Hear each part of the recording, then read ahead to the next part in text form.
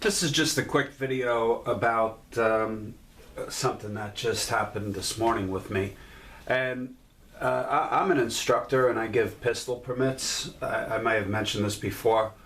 It's a service I do 100% free of charge. I don't charge anyone for a pistol permit.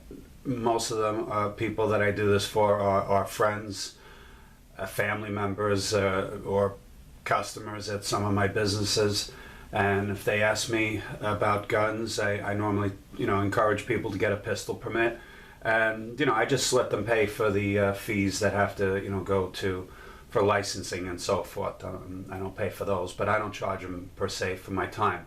But one of the things I do is before I give someone a pistol permit, I do it a little bit backwards, is I'll take them to the range first with me. And before I go to the range, I have like a couple of dummy guns and so forth. And sometimes I'll sit with them in my office and I will go through the basic safety rules. Finger off the trigger, know your target and beyond, don't point it at anything you don't want to destroy, etc. And I go through these a couple of times, a lot of times with just a rubber training pistol, because as most of you know, most people when they pick up a gun, the first thing they do is put their finger on the trigger. And I try to explain that that's not the way to do it. So again, being as this is something I do free of charge, I also don't want to waste my own time. So what I do is I go through the safety instructions and then I take them to the local range and I do a practice basically with them, just a half an hour, and I let them shoot, and they're able to shoot under my permit. That's the way it is in my state.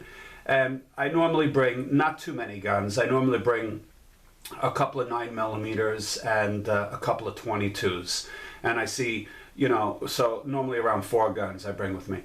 Anyway, this story is about a husband and wife who just came back from the range with me. And, well-to-do couple, I would say. They could certainly afford any gun on the planet, quite frankly.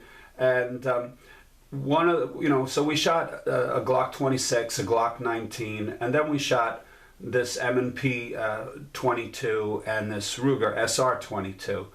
And after we were done, they were really, really happy. And now I'm going to complete the course and give them their permit and then do another range visit. So I do it it takes a little longer than most people, but I do this because I enjoy doing it. So I'm going to give them their course now. They're going to take the test and then I'm going to go back to the range. But the interesting thing was they both insisted that these are the 2 guns they're going to buy. And I said, well, 22, it's great. I have, a dozen different 22s. They're great for plinking and this and that. They're not really self-defense guns.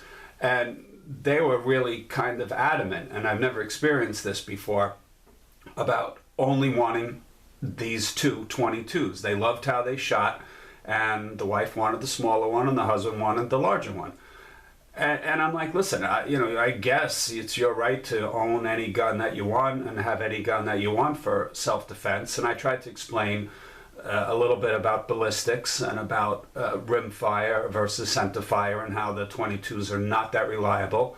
But being as they shot about 70 rounds each and neither of the guns malfunctioned and none of the ammo malfunctioned, they felt really confident. So I guess the point of this video is, is a 22 safe enough just to be the only gun that you want to own? So I guess it's not my choice to tell someone that no, you have to have a 9mm, 40 caliber, 45 or whatever. I tried. I'm not forcing them what to get, but. I wonder if you guys were in the same situation. Would you let someone get a permit knowing they're only going to get a 22? I mean, it's certainly better than nothing, that's for sure. And I guess if the person had a break-in or a home invader came in the middle of the night and they grabbed one of these, I think it would probably scare the crap out of the home invader. And if they did good shot placement, I guess it would do the trick. And that was what, especially the husband, was so enamored with this little Smith & Wesson 22. He for a relatively first-time shooter, he shot once or twice, he said, about 20 years ago. He really got pretty good grouping. He got like 6-inch at 25, 30 feet. He got a 6-inch group. So, for a 10-round magazine, he was able to get a lot of shots on target. And he said, why do I need to have a harder kicking gun with more recoil when I'm pretty confident that with this pistol right here that I just tried, I could hit my target without having to worry about over penetration and all that kind of stuff. So anyway, that's just an interesting thing. I never come across this. It's not something that I do for a living. Giving out, I'm not a gun instructor for, I do it, like I said, because I believe people should be armed. And but it's the first time anyone's ever insisted on only getting a 22. So we'll see what happens. I'm going to give them their test next week and then again take them back to the range. And I'm going to bring a couple of other guns too, a couple of heavier 1911s, even though they said they want a 22. I'm going to let them shoot some 45 caliber guns with a nice solid 1911, which it's not going to give too much recoil, especially the husband. And because he was a bigger guy, I'd say he's about 220, 6'2", around my size. And I guess we'll see what happens, but that's just something that happened to me. So 2 people just insisted that they want their pistol permits and they will only shoot 22 pistols. So leave your comments below. I found it just kind of interesting. I've never run across that before.